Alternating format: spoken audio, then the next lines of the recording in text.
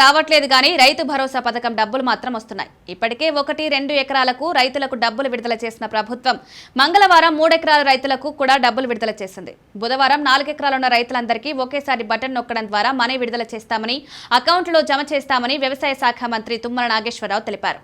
రైతు భరోసా పథకం కింద ప్రభుత్వం ఏటా ఎకరానికి 12,000 చొప్పునిచ్చేందుకు సిద్ధపడగా యాసంగి సీజన్ కి సంబంధించి ఎకరానికి 6,000 రూపాయల చొప్పున మనీ విడుదల చేస్తోంది.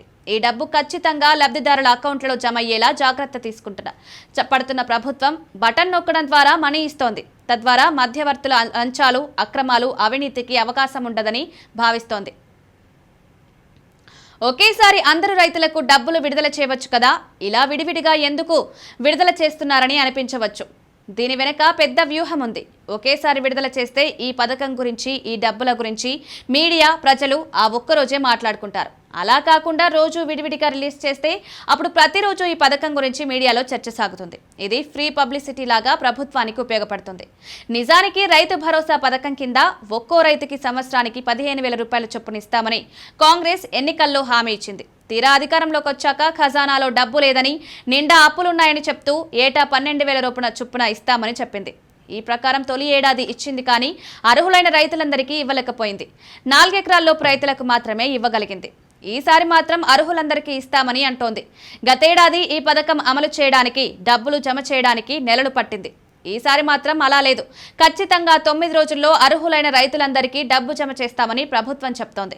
సోమవారం ఈ పథకం ప్రారంభమైంది. ఆ రోజు ఒకేసారి 1-2 ఎకరాలున్న రైతులకు మనీ జమయ్యాయి. మంగళవారం 3, బుధవారం 4 ఎకరాలకు మనీ ఇచ్చారు.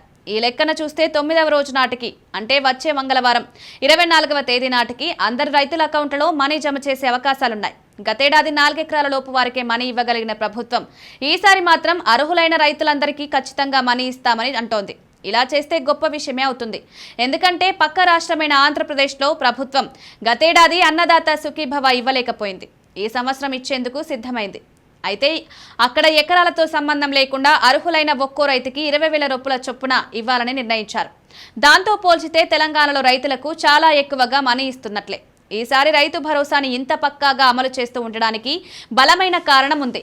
త్వరలో స్థానిక సంస్థల ఎన్నికలు రాబోతున్నాయి. ఈ ఎన్నికల్లో ఖచ్చితంగా సత్తా చాటాలని బీఆర్ఎస్ పట్టుదలతో ఉంది. అలా సత్తా చాటి కాంగ్రెస్ పని అయిపోయిందని బీఆర్ఎస్ ప్రచారం చేయాలనుకుంటుంది. అలా జరగకూడదని భావిస్తున్న కాంగ్రెస్ పార్టీ పథకాలను ఖచ్చితత్వంతో అమలు చేయడం ద్వారా రైతుల సపోర్ట్ పొంది స్థానిక సంస్థల ఎన్నికల్లో కూడా సత్తా చాటాలని చూస్తోంది. స్థానిక సంస్థలు అంటే గ్రామాల్లో జరిగే ఎన్నికలు. ప్రస్తుతానికి ఉన్న అంచనాల ప్రకారం గ్రామాల్లో కాంగ్రెస్ పార్టీకి అద్భుతమైన రెస్పాన్స్ ఏమీ లేదు. అలాగని పూర్తిగా బలహీనంగా కూడా లేదు, మధ్యస్థంగా ఉంది.